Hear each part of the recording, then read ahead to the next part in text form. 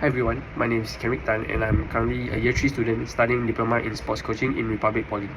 It was the start of our poly life in year 1 Sem 1 where for one of the module called Global Comms, we had our groups picked for us by our FESI, and as we see the same faces every day because we are from common sports, so all of our classmates will be the same. There's no change in the students for different class, only the FESI will change.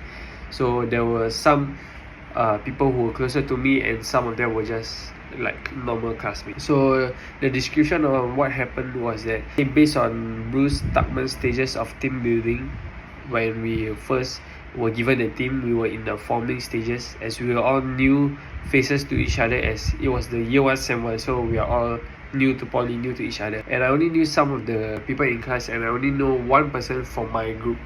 And as we went for lunch a few times, so like I was kind of close to him. So it was for our final CAG for the Global Comms module where we had to plan and present to the class using formal attire. So we always gathered and discuss and do research for our presentation as a group at the start.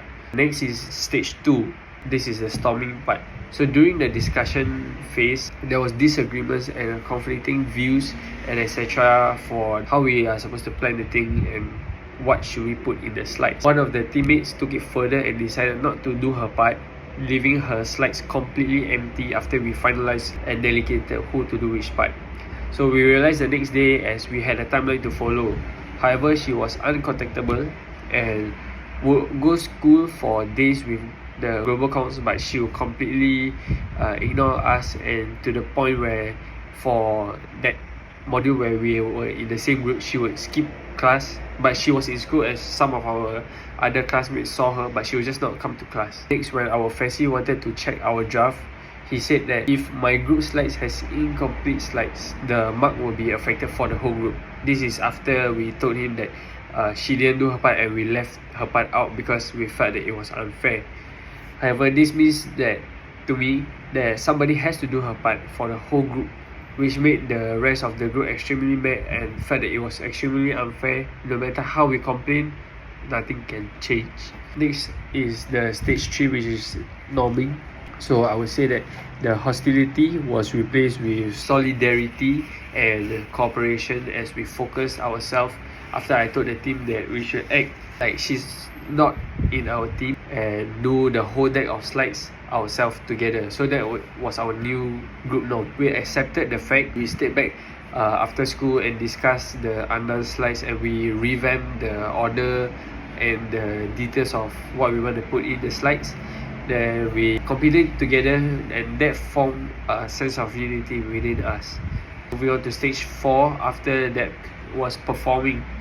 So we knew our individual roles and together we channeled our energy for team success without the female who did not do her part, overcoming the problem through group processes and interpersonal skills by communicating and helping each other every step of the way. So I knew that I was mad, and as she took her part, which had to do some research and gave us the confidence to let her do her part of the slides before she built on us. I felt that she was trying to sabotage our grades as she took the most important role, but she did not do any part, which had left a big hole in our presentation. I also felt that it was unfair for us to do her part and to be punished if her part was undone. And my evaluation is that the group members had role clarity as each of us knew our task, responsibility and the consequences of not fulfilling them. And one of us decided not to step up. We also had role acceptance after splitting the slides and to see who is good at what. For example, some of us are better in Excel, some of us are better in research, so we delegated roles for us to split. And I felt that my team climate changed from negative to positive as we had strong social support for each other to help with the struggles. And what helped also was the proximity, as we were all from the same class, so we were close. So after norming, we knew the importance of task interdependence, and combining all of it gave us team cohesion.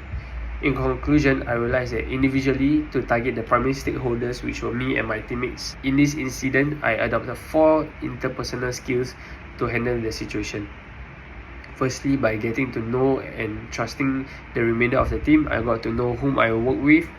I accepted and supported them by being a good listener, as well as understanding that some days some of them are busy with work and personal commitments. I also made the team discuss and negotiate, but at the same time being understanding of each other, and last but not least, to effectively communicate myself by paying attention and applying non-verbal cues for the team, and be as credible as I can by backing up whatever I said I would do. For example, taking this part of the slides or doing this part of the research. So lastly, the action plan, what I would do if this arose again, is that I will first communicate effectively with the whole team, including the person who caused this issue, and get to know what is her difficulty, and we try to solve it. Instead of avoidance, we try to work things out, and so that we can perform together and complete the goal.